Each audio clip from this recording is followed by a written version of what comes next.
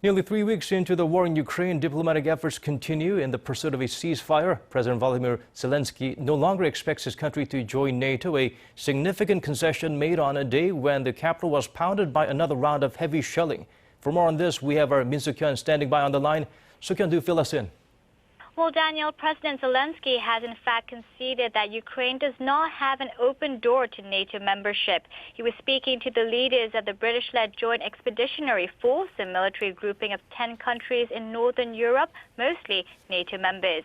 Zelenskyy said it's clear that Ukraine is not a member of the Western military alliance and that the people of Ukraine have also come to that understanding. He said for years the country has heard about a supposedly open door, but also heard that Ukraine cannot enter.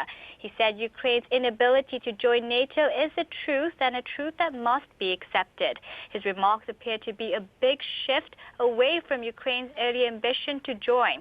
And so there's a bit of hope that this may help end the ongoing war.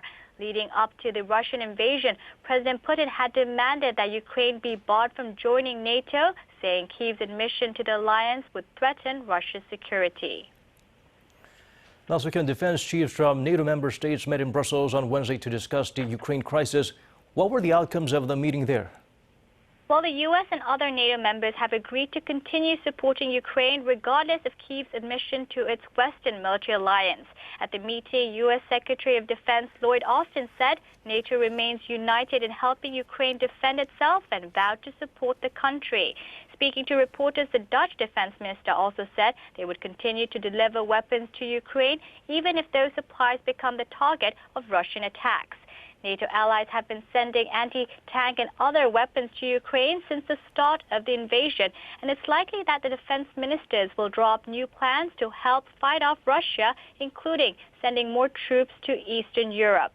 Meanwhile, on the same day, Russia floated the idea that Ukraine should adopt a model of neutrality. Moscow's lead negotiator said his delegation was pushing for Kyiv to assume a status comparable to Sweden or Austria, two neutral countries in Western Europe. Ukraine, however, has rejected this proposal. A senior advisor to President Zelenskyy said Ukraine is now in a state of war with Russia and that the only security model adopted can be Ukrainian, one with legally verified security guarantees. That's all I have for now. Back to you, Daniel. All right, Suk-hyen, thank you for those updates. We appreciate it.